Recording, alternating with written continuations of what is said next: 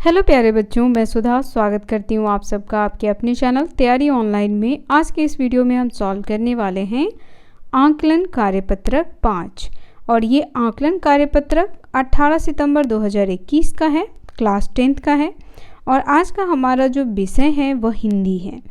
तो चलिए देखते हैं कि हिंदी में हमें क्या दिया गया है। बच्चों, पिछले सप्ताह में आपने नेताजी का चश्मा गद्यांश का अध्ययन किया था। नेताजी का चश्मा नामक पाठ जो है वह स्वयं प्रकाश द्वारा रचित है। किसके द्वारा लिखित है बच्चों? तो स्वयं प्रकाश जी द्वारा लिखित है और स्वयं प्रकाश जी की जो ये रचना है वह व्यंग्यात्मक शैली पर लिखी हुई है। व्यंग्यात्मक यानी जो व्यंग्यपूर्ण हो, यानी हास्यपूर्ण, जिसमें हंसी मजाक हो। कभी कभी क्या होता है कि व्यंग्यात्मक शैली में ही कुछ बातें जो कड़वी से कड़वी बातें होती हैं वह इस तरीके से पेश की जाती है कि सुनने वालों को भी बुरा नहीं लगता है।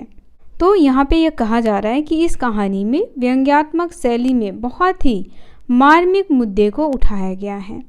व्यंग्यात्मक शैली से तात्पर्य है हंसी मजाक में गंभीर बात इस तरह से कहना कि सुनने या पढ़ने वालों को बुरा भी न लगे और अपनी बात भी कह दी जाए। यह कहानी हमें सोचने को मजबूर करती है कि देशभक्ति क्या है, इसमें कौन कौन योगदान देते हैं, क्या मैं भी देश के लिए कुछ करता हूँ या कर सकता हूँ। यदि प्रश्न हमें इस विषय में सोचने को प्रेरित करते हैं, इन्हीं तथ्यों को ध्यान में रखते हुए निम्नलिखित गद्यांश को पढ़िए और पूछे गए प्रश्नों के सही उत्तर के सामने बने गोले को पेंसिल से भरिए। तो चलिए बच्चों, इस गद्यांश को पढ़ते हैं। पान वाले के खुद के मुंह में पान ठूसा हुआ था। वह एक काला, मोटा और खुशमिजाज आदमी था। हवलदार साहब का प्रश्न सुन वह आंखों ही आंखों में हंसा। आंखों ही आंखों में हंसने का अर्थ होता है बच्चों खुद में ही हंसना। किसी की बातों को सुन करके हम स्वयं में ही हंसते हैं ना, उसे कहते हैं आंखों ही आंखों में हंसना। उसकी तोंद थिरकी। वह मोटा था तो जब वह हंसा तो उसकी तोंद क्या होने लगी? थिरकने लगी, हिलने लगी। पीछे घूमकर उसने दुकान के नीचे पान थूका और अपनी लाल काली बत्ती सी दिखाकर बोला, कैप्टन चश्मे वाला करता है। उसने हवलदार साहब से कहा कि इस मूर्ति का जो चश्मा है वह कैप्टन चश्मे वाला बदलता है। हवलदार साहब समझे नहीं। उन्होंने पूछा, क्या करता है? चश्मा चेंज कर देता है। पान वाले ने हवलदार साहब को समझाया। फिर वह कहते हैं, क्या मतलब? क्यों चेंज कर देता है? हवलदार साहब अब भी नहीं समझ पाए। कोई गिराक आ गया समझो, उसको चौड़ी चौखट चाहिए तो कैप्टन किधर से लाएगा? तो उसको मूर्ति वाला दे दिया, उधर दूसरा बिठा दिया। अब देखिए, पान वाला हवलदार साहब से कहता है कि कोई गिराक यानी कोई ग्राहक जो कैप्टन चश्मे वाले के पास आता है तो कैप्टन चश्मा वाला क्या करता है?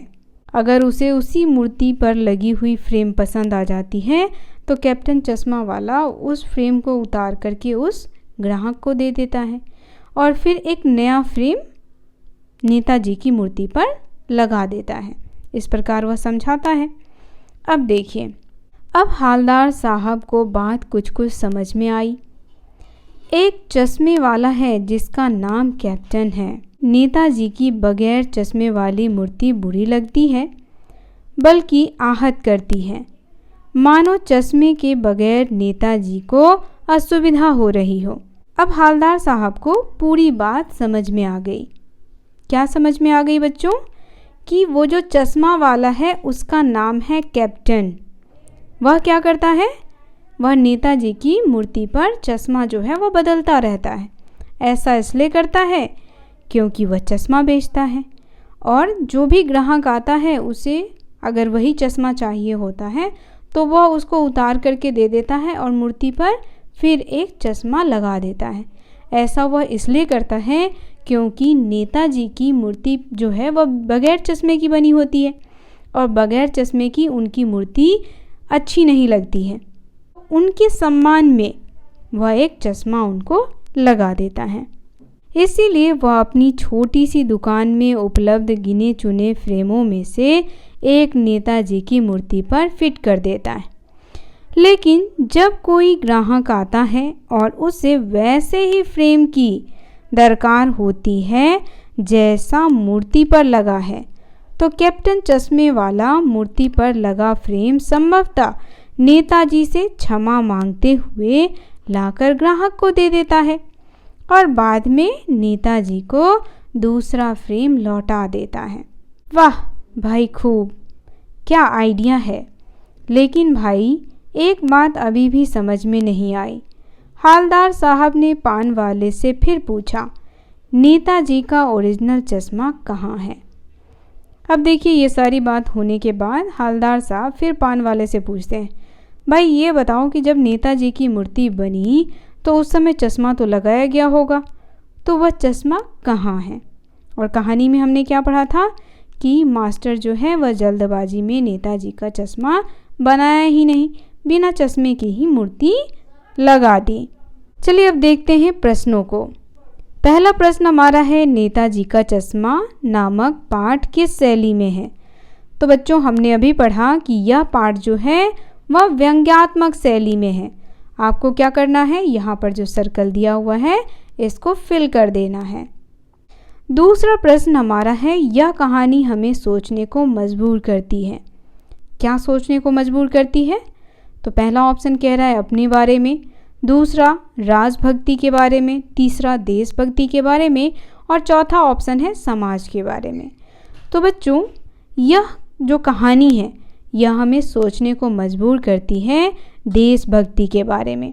तो आप यहाँ पर इस सर्कल को क्या करेंगे, गोल कर देंगे। तीसरा प्रश्न है, काला मोटा और खुशमिजाज आदमी कौन था? पहला ऑप्शन है हालदार साहब, दूसरा कैप्टन, तीसरा पान वाला, चौथा चश्मे वाला। तो हमारा आंसर हो जाएगा पान वाला। वह काला मोटा और खुशमिजाज आदमी था, हमेशा हंसता रहता था।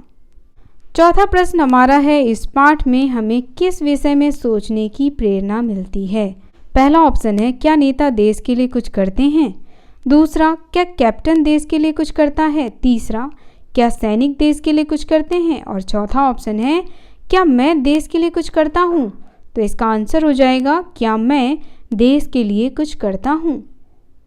तो ये सोचने की प्रेरणा हमें इस चैप्टर से मिलता है। पांचवा प्रश्न है, नेताजी का चश्मा कौन बदल देता था? पहला ऑप्शन हमारा है कैप्टन, दूसरा है नेताजी, तीसरा पान वाला और चौथा हालदार साहब। तो इसका उत्तर क्या होगा? हमने पढ़ा है कि कैप्टन चश्मे वाला जो है वह नेताजी के चश्मा को क्या करता था, बदल देता था। तो ऑप्शन नंबर ए इसका करेक्ट आंसर है। छठा प्रश्न है, गिराक शब्द से क्या अभिप्राय है? तो मैंने आपको बताया है कि गिराक शब्द जो है उससे ग्राहक शब्द का अभिप्राय है।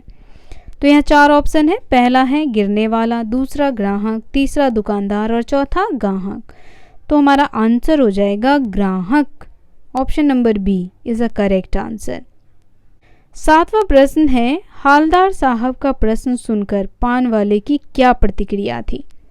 जब पान वाला हालदार साहब का प्रश्न सुना कि भाई ये चश्मा बदलता कौन है, तो फिर उसकी क्या प्रतिक्रिया थी? पहला, वह घूरने लगा, दूसरा क्रोधित हुआ, तीसरा चुप रहा और चौथा हंसा। तो बच्चों, उसकी जो प्रतिक्रिया हुई वो उस समय हंसने लगा था। उनकी बातों को सुनकर के वह क्या करने लगा था, हंसने लगा था। आठवां प्रश्न हमारा है, वाह भाई खूब, क्या आइडिया है, किसने कहा? ये किसने कहा था बच्चों? पान वाले ने कहा था, कैप्टन ने कहा था, हालदार साहब ने कहा था या किसी ग्राहक ने कहा था? तो ये कहा था हालदार साहब ने। वाह भाई खूब, क्या आइडिया है। यह हालदार साहब ने कैप्टन चश्मे वाले के लिए कहा था। नौवां प्रश्न है, बगैर चश्मे वाली मूर्ति किसे बुरी लगती थी? पहला ऑप्शन हालदार साहब को, दूसरा कैप्टन को, तीसरा पान वाले को, चौथा सभी को। तो बच्चों, बिना चश्मे की मूर्ति जो है वह कैप्टन को अच्छी नहीं लगती थी, क्योंकि कैप्टन जो था वह देशभक्त था। 10वां प्रश्न है, दरकार शब्द का पर्यायवाची क्या है? पहला ऑप्शन है बच्चों जरूरत, दूसरा है मांग, तीसरा आवश्यक और चौथा उपयुक्त में से सभी। तो बच्चों दरकार शब्द का पर्यायवाची जरूरत भी है, मांग भी है, आवश्यक भी है, तो हमारा आंसर हो जाएगा ऑप्शन नंबर डी सभी। तो आज का ये आकलन कार्यपत्रक यही समाप्त होता है। ये वीडियो आपको कैसा लगा आप हमें कमेंट करके सूचित करना बिल्कुल ना भूलें। कोई प्रश्न हो या आपका कोई सुझाव हो तो आप अपना प्रश्न और सुझाव हमें कमेंट बॉक्स में लिखें।